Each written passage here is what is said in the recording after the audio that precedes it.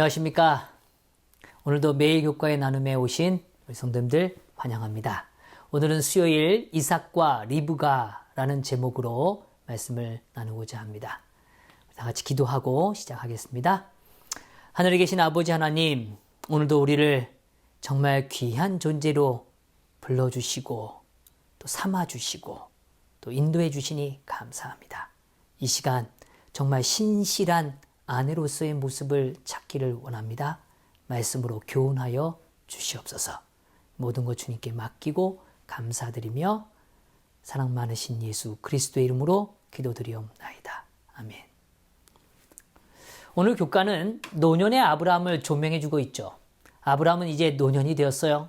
그런지 이 땅에서 살아갈 날이 많이 남아있지 않다는 생각이 들었습니다. 그러나 아직 약속의 성취를 위해선 그가 해야 할 일이 분명히 한 가지 남아 있었어요. 그것은 바로 이삭의 결혼이었습니다. 이삭은 하나님의 율법을 수호하는 이 선민으로서의 조상의 역할을 감당해야 했습니다. 특별히 아브라함을 계승하도록 하나님께로부터 지정을 받은 사람이었죠. 그런데 그에게는 뭐가 없는 겁니까? 아직 짝이 없는 것입니다. 돕는 배필이 없는 거예요. 후손을 이을 가능성이 아직은 없는 것이죠. 이제 아브라함은 이 일을 위해 자신이 가장 믿고 맡길 수 있는 한 사람을 선택하고 엄숙한 임무를 부여하게 됩니다. 성경 창세기 24장 1절에서 4절의 말씀이에요. 아브라함이 나이가 많아 늙었고 여호와께서 그에게 범사의 복을 주셨더라. 아브라함이 자기 집 모든 소유를 맡은 늙은 종에게 이르되 청하건대 내 허벅지 밑에 내 손을 넣어라. 내가 너에게 하늘의 하나님 땅의 하나님이신 여호와를 가리켜 맹세하게 하노니 너는 내가 거주하는 이 지방 가나안 족속의 딸 중에서 내 아들을 위하여 아내를 택하지 말고 내 고향 내 족속에게로 가서 내 아들 이삭을 위하여 아내를 택하라. 가나안 족속의 딸과 결혼하지 말라고 명령합니다. 그리고 오늘 자신의 고향 땅으로 가서 아내를 선택할 것을 간구하죠. 아브라함은 왜 이 조건을 그토록 중요하게 여겼을까요? 뭐 그리 멀리 고향까지 가서 아내를 꼭 선택해 데려와야만 했던 것입니까? 이 부분에 관하여 엘렌 화이트는 아주 분명하게 밝혀줍니다. 아브라함은 그의 아들을 두른 부패케 하는 가마의 결과를 두려워하였다. 아브라함이 두려워한 것이 있습니다. 그것은 가마력이에요. 어떤 가마력이요? 썩어지게 하는 가마력, 부패케 하는 가마력의 힘을 너무나 잘 알고 있었던 사람이 바로 아브라함이었다는 것입니다. 우리에겐 선한 가마력도 있어요. 악한 가마력도 있습니다. 그러나 그것이 주는 영향력의 결과는 참으로 무섭다는 것을 아는 사람도 있고 모르는 사람도 있습니다. 성도 여러분, 우리는 아는 사람에 속하길 간절히 바랍니다. 우리는 아브라함의 행동에 대하여 너무 배타적인 건 아닌가라는 의문을 품을 수 있죠. 이와 관련해서 교재는 다음과 같은 기별을 전해줘요. 이 문제는 아브라함에게 민족적 문제가 아닌 영적인 문제였고 나라의 문제가 아닌 신학적 문제였다. 아브라함은 가나안 종교의 도덕적 타락을 매우 잘 알고 있었으며 그들의 우상 숭배는 두말할 필요도 없었다. 그는 아들이 그들과 결혼할 경우에 얼마나 쉽게 그런 관행에 빠질 수 있는지를 잘 알고 있었다. 사실 이 사실을 아브라함은 잘 알 수밖에 없습니다. 왜냐하면 아브라함의 생애에서 이 원칙이 흔들림으로 인해서 많은 고통의 시간을 겪어야만 했기 때문에 그래요. 하나님을 두려워하는 사람과 하나님을 두려워하지 않는 사람의 통혼의 결과가 어떤가를 그의 삶에서 맛보았기 때문에 그렇습니다. 하갈과 행한 결혼의 결과는 정말 가슴 아픈 기억으로 그 경험으로 남겨지게 된 것이죠. 이스마엘과 롯의 결혼의 관계도 역시 마찬가지예요. 그들이 하나님을 두려워하지 않는 자들과 결혼했을 때 그 결과는 참으로 참혹했습니다. 하갈의 질투와 또 하갈이 선택한 이스마엘의 아내들의 질투는 그의 가족들 간에 거대한 장벽을 만들었죠. 그 아내들의 역량은 그의 가정이 우상 숭배를 하도록 만드는 그 시작의 시점이 되었다는 것입니다. 결과적으로 아버지와 완전히 분리되어지게 되는 것이죠. 성도 여러분, 참 가슴 아픈 이야기 아닙니까? 롯이 만약에 자신의 아내를 하나님을 경외하는 사람, 하나님을 무서워하는 사람과 짝을 이루었다면 어땠을까요? 아마 그렇다면 그는 소돔에 거주하지 않았을 것입니다. 왜요? 자신을 그토록 잘 도와주는 아브라함을 존중했을 것이고 그 아브라함 앞에 항상 그의 선택권을 의지하고 살았을 거라는 우리는 확신을 갖게 되는 것이죠. 소돔을 선택한 것 역시 또 악을 가져오는 아주 중요한 고리가 되었다는 것입니다.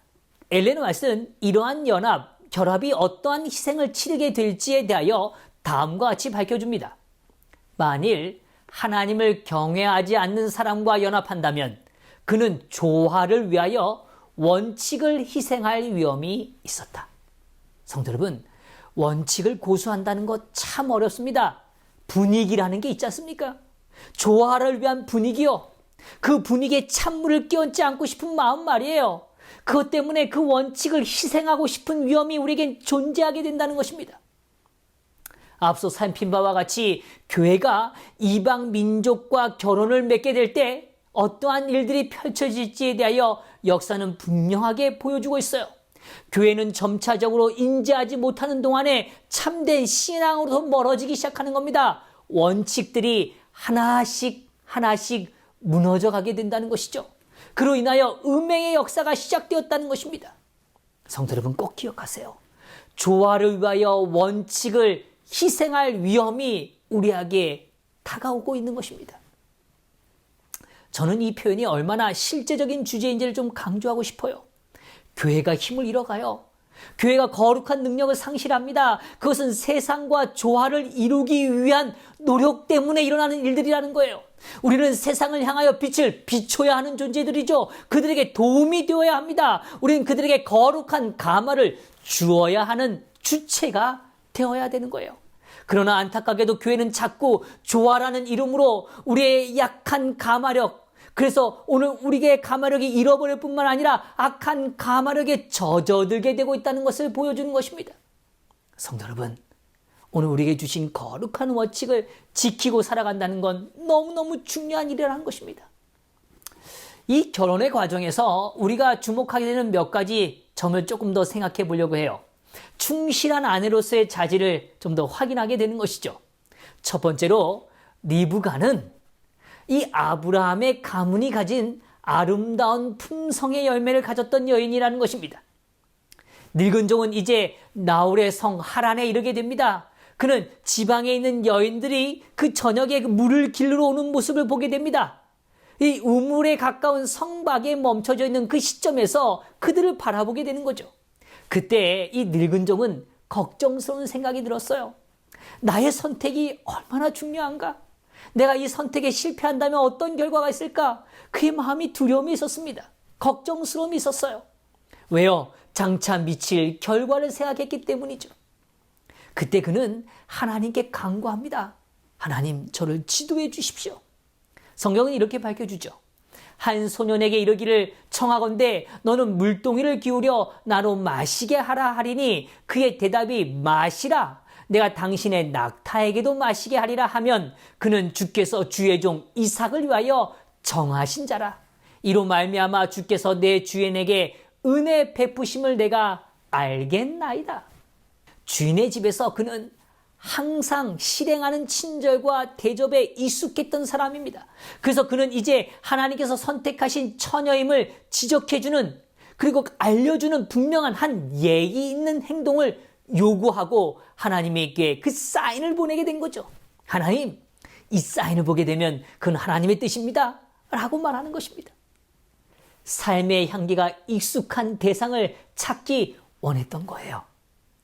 오늘 그 늙은 종은 외형적 요소나 소유에 대하여 한 아내를 선택하는 일에 집중하지 않았습니다. 그 여인이 어떤 삶의 향기를 갖고 있는가를 보기를 원했던 거죠. 그리고 그 향기를 확인할 때 그것이 하나님의 기도의 응답이라고 믿기를 원했던 것입니다. 성경은 말해줘요. 그 말이 마치기도 전에 오늘 그 응답이 이루어짐을 보게 되는 것이죠. 종이 마주 달려가서 요청해요. 내 물등에 물을 조금 마시게 하라 라고 이야기해요. 그때 그 리브가는 내 주여 마시소서 하며 급히 그 물뚱이를 손에 내려 마시게 하고 마시게 하기를 다 하고 이르되 당신의 낙타를 위하여서도 물을 길어 그것들을 배불리 마시게 하리이다. 정말 아름다운 장면 아닙니까? 오늘 엘렌 화이트는 이렇게 표현해요. 바라던 표징이 분명히 주어졌다. 거룩한 품성, 선한 영향력은 이렇게 아름다운 연합과 확신을 부여해 주는 것입니다. 항상 실행하던 친절과 대접의 모습을 이 낯선 땅에서 이 노정은 리브가를 통하여 확인하게 된 것입니다. 성도 여러분, 그것이죠. 오늘 우리가 신실한 여인으로 살아가는 것, 오늘 신실한 아내로 살아간다는 건 우리의 품성이 하나님의 아름다움에 더 빠져들어가는 것입니다. 거기에 더 깊어져 가는 것입니다. 둘째로 리브가는 자발적인 선택과 선한 것을 향하여 주저하지 않는 결단이 있는 여인이었습니다. 여기 이렇게 표현해요. 가족의 동의를 얻은 후에 리브가는 아브라함의 아들과 결혼하기 위하여 아버지 집에서 아주 먼 곳으로 갈 것인지 본인이 결정하도록 요청받았다. 그 여자는 이루어지는 일을 통해 하나님께서 자신을 이삭의 아내가 되도록 선택하셨다는 사실을 믿고 가겠나이다 라고 말하였다. 하나님의 충실한 신부의 일원이 된다는 것, 자발적인 행위를 의미합니다. 리브가는 기꺼이 그 길을 나서겠다고 이야기합니다. 어떻게 그렇게 할 수 있었을까요? 무슨 근거일까요? 그의 삶이 이미 순종에 익숙한 여인이라는 거예요. 하나님의 뜻이 드러났을 때 주저하지 않는 여인이라는 걸 보여주고 있는 것입니다. 여기 한 주석 가운데 이렇게 표현해요. 하나님의 뜻에 즉각적으로 순종하는 믿음과 용기 있는 대답이었다. 아마도 리브가는 엘리에셀이 자신의 여행 목적을 밝힐 때부터 이미 하나님의 거역할 수 없는 뜻을 깨닫고 믿음을 굳힌 것 같다. 이는 비록 우리의 한순간적 신앙 결단이라 할지라도 그것이 얼마나 중요한 결과를 낳을 수 있는지를 잘 가르쳐 준다. 오늘 리브가는 주저하지 않는 여인이었습니다. 머뭇거리지 않는 여인이에요. 선한 일, 특별히 하나님께서 인도하시는 일이라는 것을 깨달았을 때 오늘 그는 담대한 결정과 선택으로 자신의 삶을 하나님께 드린 여인이라는 것입니다. 성도 여러분, 머뭇거리는 동안 우리는 많은 걸 잃어버립니다. 선한 일에 오늘 하나님께서 우리를 인도하신다는 역사를 분명히 깨닫고 드러나게 될 때 오늘 그 일에 헌신하는 일에 주저하지 않게 되기를 간절히 바랍니다. 성도 여러분, 오늘 우리는 세속적인 감화와 타협해서는 안 된다는 사실을 배웠습니다. 아무리 수고스럽고 먼 여정이고 기다림의 시간이 필요할지라도 오늘 이 노종이 오늘 섬기는 일로 그 일을 감당했던 것처럼 오늘 우리의 삶이 그 역사를 감당하는 한 존재가 되기를 간절히 바랍니다. 악한 영향력으로 원칙을 잃어버리지 않게 되기를 바라요. 좋아라는 이유로 하나님의 원칙을 훼손하지 않게 되기를 바랍니다. 거룩한 가마로 하나 되고 연합되는 기쁨을 누리시는 저와 우리 성도들 되시기를 바라면서 말씀을 마치겠습니다. 기도하겠습니다. 하나님, 감사합니다. 오늘 우리가 선한 영향력으로 살아갈 수 있도록 힘을 허락해 주시니 감사합니다. 우리의 삶이 하나님의 품성을 더욱 닮아가게 하여 주시고 오늘 하나님의 임재와 역사 앞에 결단하고 따르는 순종의 삶, 그리하여 신실한 아내가 될 수 있도록 축복하여 주시옵소서. 주님, 오늘 우리를 향한 악한 가마력으로 인하여 우리의 삶이 흔들리지 않도록 도와주시고 오늘 정말 인간적인 마음으로 인한 조화를 위하여 원칙을 포기하는 어리석음에 빠지지 않도록 도와주시옵소서.